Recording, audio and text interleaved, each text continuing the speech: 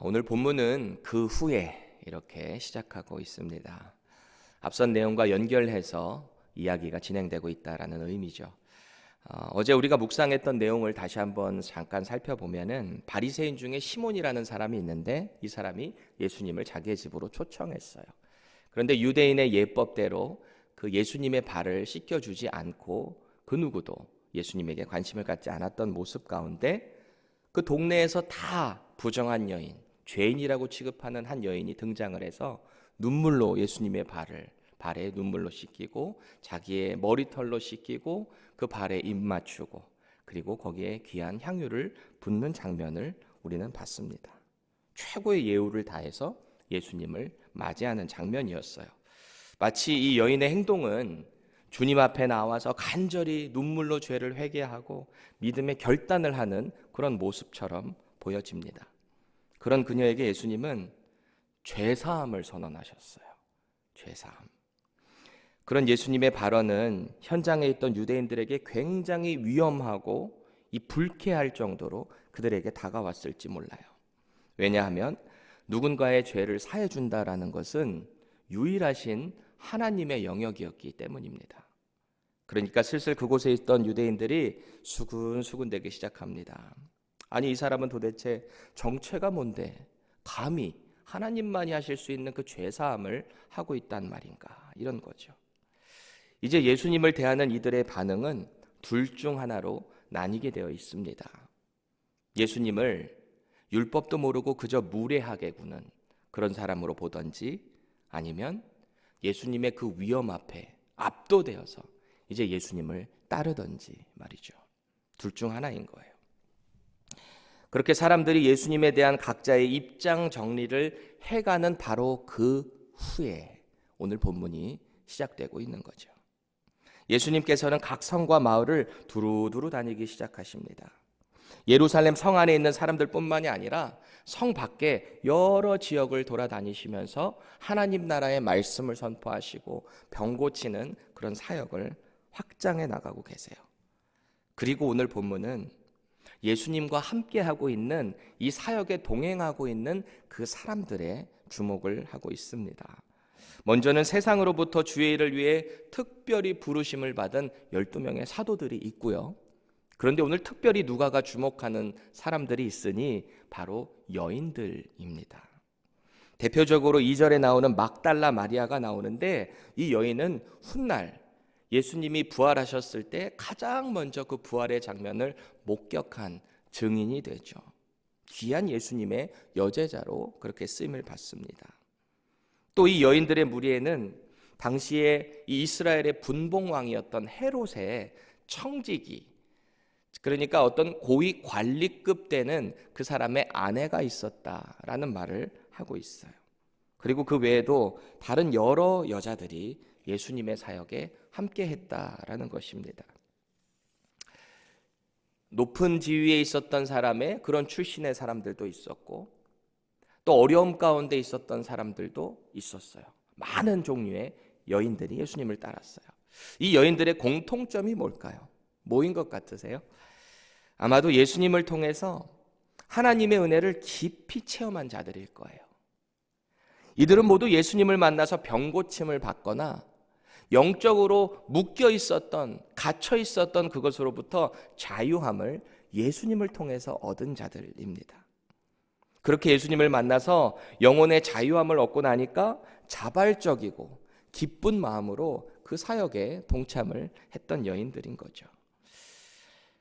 왜 우리도 예수님을 처음 영접하고 기쁨 가운데 막 신앙생활을 하게 될 때 어떠셨나요? 막 힘이 넘치고 막 활기가 뛰고 말이죠. 다들 그러셨죠. 제가 너무 과거형으로 말씀드렸나요? 지금도 여전히 주의 사역을 감당하시는데 기쁘시죠? 기쁘셔야 돼요. 지금도 여전히 이 기쁨 가운데 우리의 사역이 충만해져야 합니다. 만약에 내가 지금 어떤 사역을 하고 있는데, 신앙생활을 하고 있는데 이것이 마치 짐처럼 느껴지고 내 마음에 뭔가 버거운 게 느껴지신다면 예수님과의 관계를 다시 한번 체크해 보셔야 할 필요가 있습니다. 그럼 이 여인들은 예수님의 사역에서 어떤 동역을 했을까요? 3절 하반절 보세요. 자기들의 소유로 그들을 섬기더라. 예나 지금이나 사역을 위해서 그 사역 가운데서는 반드시 이 돈이 필요합니다. 물질이 필요해요. 그 전도팀, 예수님과 함께하는 그 사역팀들, 제자들, 그들의 물질, 먹을 것들을 충당했어야 됐을 거고요. 구입해야 됐을 거 아니에요. 또 영적인 치유와 동시에 너무 가난한 자들, 극심한 자들, 그런 자들에게는 때때로는 물질의 도움이 필요했을지도 몰라요. 이렇게 돈은 사역에 있어서 반드시 필요합니다. 성경의 관점에서 돈이라는 것은 나의 만족을 위해서, 나의 유익만을 위해서 그것을 축적하게 되면 그것은 악한 것이다 라고 정의를 합니다. 하지만 반대로 하나님의 나라를 위해서, 그 사역을 위해서 쓰고 모으는 돈은 선한 것이다 라고 말을 하고 있습니다. 우리의 물질이 주님의 영광을 위해서, 하나님의 나라 확장을 위해서 그렇게 쓰임받을 수 있기를 축복드립니다. 이제 예수님의 소문은 각 지역으로 계속해서 퍼져나가고 확장됩니다. 점점 수많은 사람들이 예수님의 그 소문을 듣고 몰려들기 시작했어요. 이들 중에는 앞선 여인들과 같이 영육의 어떤 자유함을 느껴서 그 기쁨 가운데 자발적으로 함께하는 사람들도 있는 반면에 예수님을 이상한 사람 취급해서 저 사람 오늘은 또 어떤 일을 벌일까 호기심에 몰려든 사람들도 있었을 거예요. 또 유대교 지도자들은 사람을 보내든지 아니면 잠입하는 그런 환경들을 통해서 예수님을 어떻게 해서든지 꼬투리 잡아서 그를 잡으려고 했었던 사람들도 있었을 거예요. 오늘 주님은 그렇게 모여든 다양한 무리들에게 씨 뿌리는 자의 유명한 비유를 말씀하십니다. 이 당시 농경 사회에 익숙했던 유대인들은 오늘 이 씨 뿌리는 자의 비유를 들으면서 상당히 익숙했을 거예요. 그렇지, 속으로 이렇게 생각했을 거예요. 그렇지, 그 씨는 당연히 좋은 밭에 뿌려져야지. 길가에, 바위 위에, 가시떨기에 떨어지면 당연히 열매를 못 맺지. 이렇게 그냥 1차적으로 생각했을지 몰라요.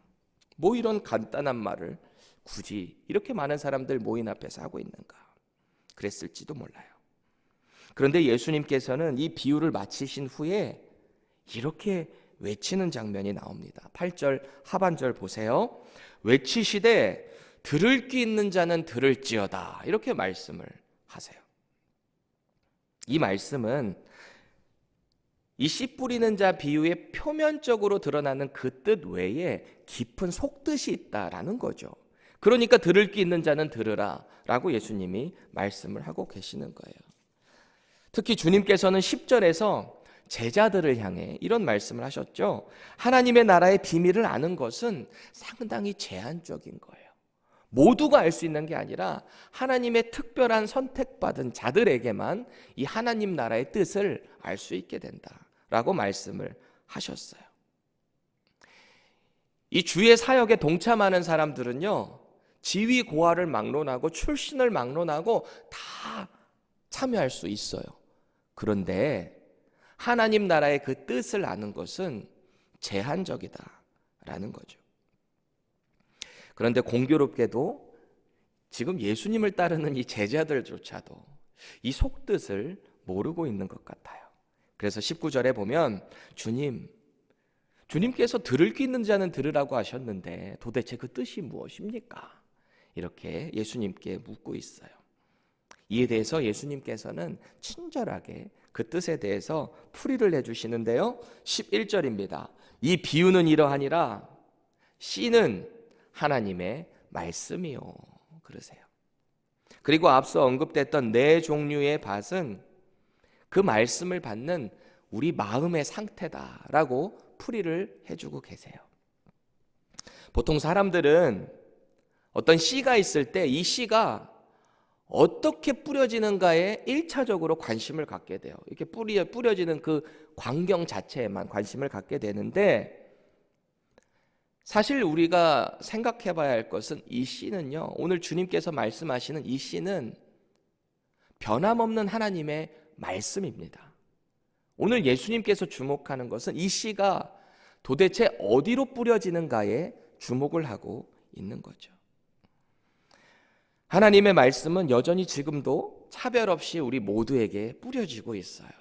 매 새벽마다, 금요일마다, 주일마다 언제나 하나님의 말씀은 목회자들을 통해서 뿌려지고 있습니다.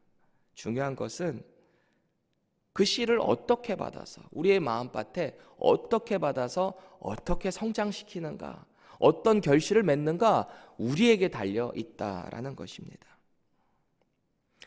그럼 오늘 이 씨를 받아서 100배로 결실하는 이 좋은 땅의 비결이 뭘까요? 비결.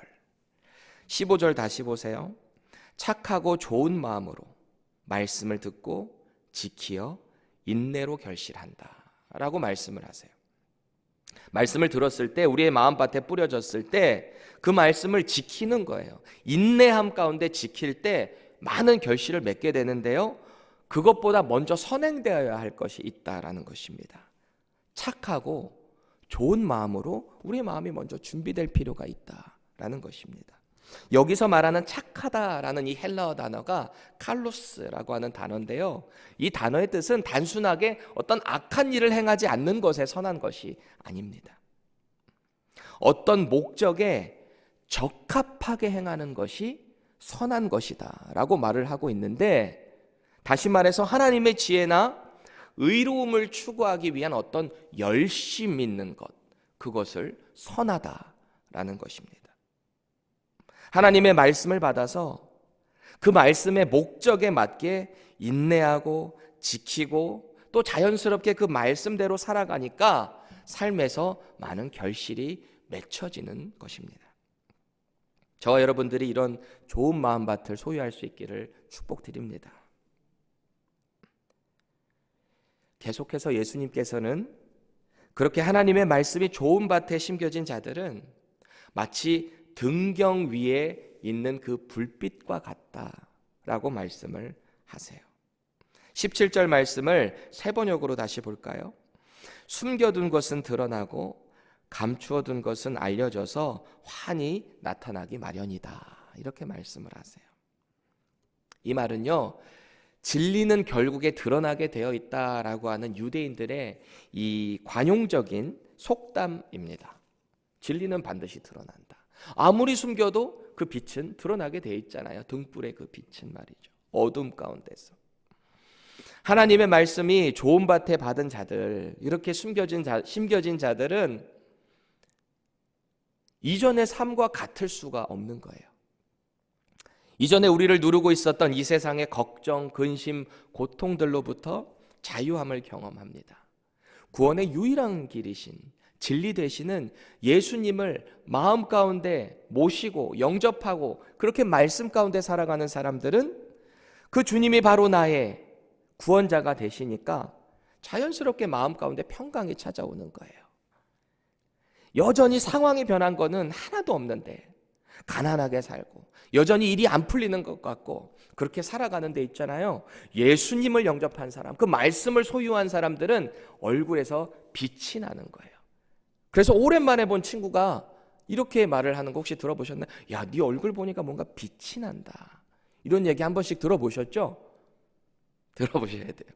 예수님을 영접한 사람은 얼굴에 빛이 나는 거예요. 뭔가 다른 거예요, 세상 사람들과는. 왜요?